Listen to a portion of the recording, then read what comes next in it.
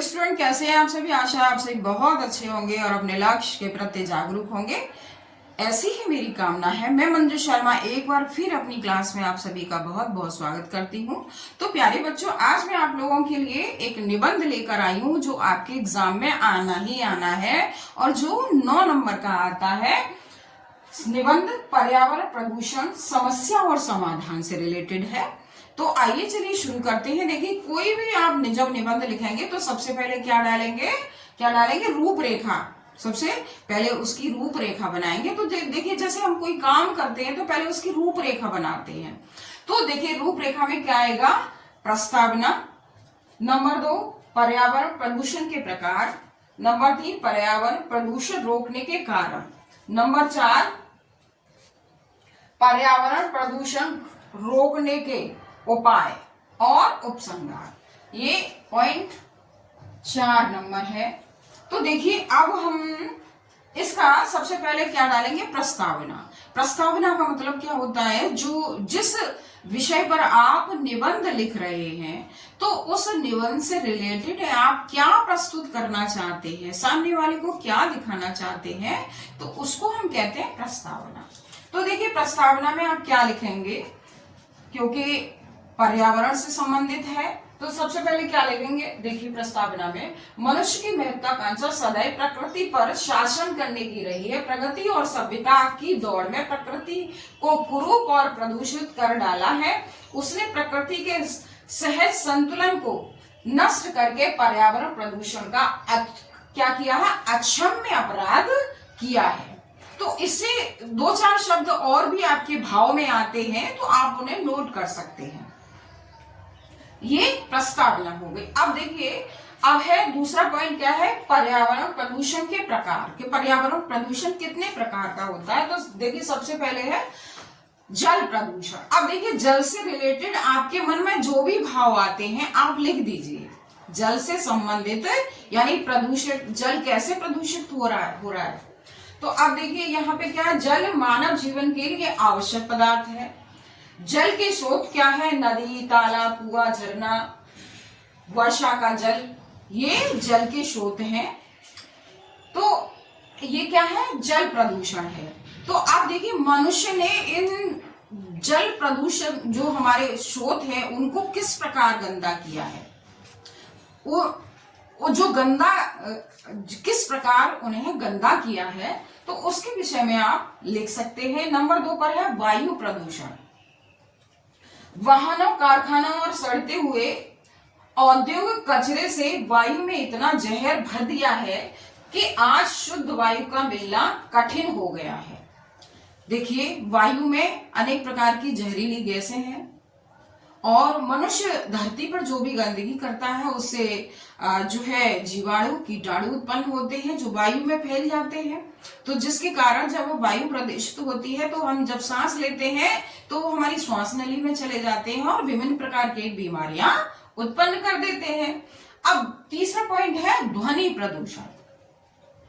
ध्वनि प्रदूषण के कारण कर्कश ध्वनियां मनुष्य के मानसिक संतुलन को खराब कर रही है, जिससे मनुष्य की श्रवण शक्ति क्षीण होती जा रही है। क्या होती जा रही है, क्षीण होती जा रही है। क्योंकि ध्वनि माने आवाज, मोटर वाहनों की आवाज, आकाश में चलने उड़ने वाले हवाई जहाजों की जो आवाज है वो इस प्रकार की ध्वनियां उत्पन्न कर रही है जिससे व्यक्ति की श्रवण शक्ति क्षीण होती जा रही है। तो इस तरह से आप 2-4 शब्द और बढ़ाकर लिख सकते हैं।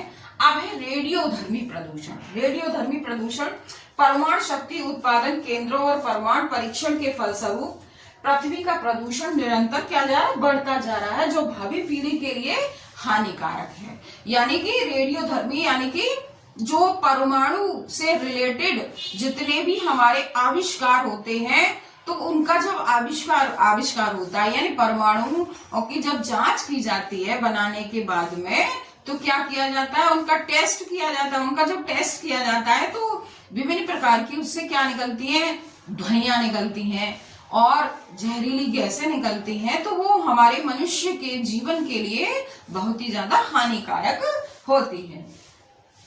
अब क्या है, पर्यावरण प्रदूषण रोकने के कारण हम पर्यावरण प्रदूषण को किस तरह से रोक सकते हैं।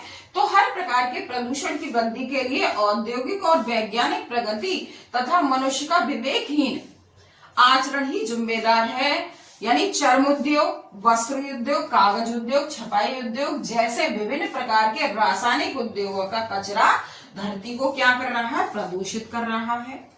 क्या कर रहा है, प्रदूषित कर रहा है। इसीलिए यही कारण है कि हमारी धरती का जो पर्यावरण है वो प्रदूषित हो रहा है, जो मनुष्य के लिए बड़ा ही घातक सिद्ध हो रहा है। अब है पर्यावरण प्रदूषण रोकने के जो उपाय हैं, वो हम पर्यावरण प्रदूषण को कैसे रोक सकते हैं।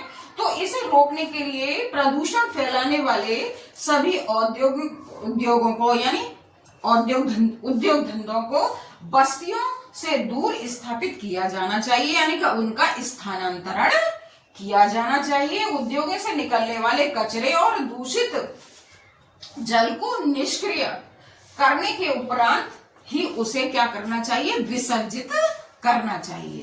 पहले उसे निष्क्रिय कर देना चाहिए, फिर उसे विसर्जित करना चाहिए। तो 2-4 पॉइंट आप और भी इसमें जोड़ सकते हैं। अब देखिए उपसंहार। उपसंहार होता क्या है, किसे कहते हैं उपसंहार? किसी गद्य रचना के अंत का वह भाग, किसी गद्य रचना के अंत का वह भाग जिसमें रचना का संपूर्ण सार प्रस्तुत किया जाता है, उसे हम क्या कहते हैं, उसे उपसंहार कहते हैं।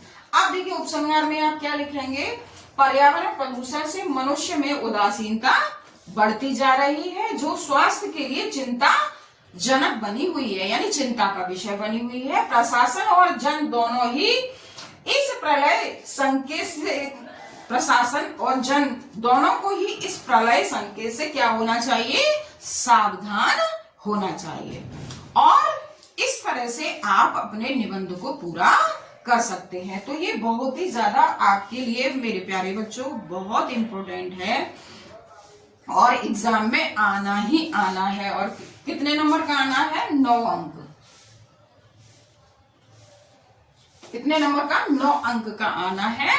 तो प्यारे बच्चों, मैं आप सभी के लिए प्रार्थना करती हूँ ईश्वर से कि आप बहुत ही अच्छे अंकों से सफलता को प्राप्त करें और अपने अच्छे से परीक्षा दें। हमारी शुभकामनाएं आपके साथ।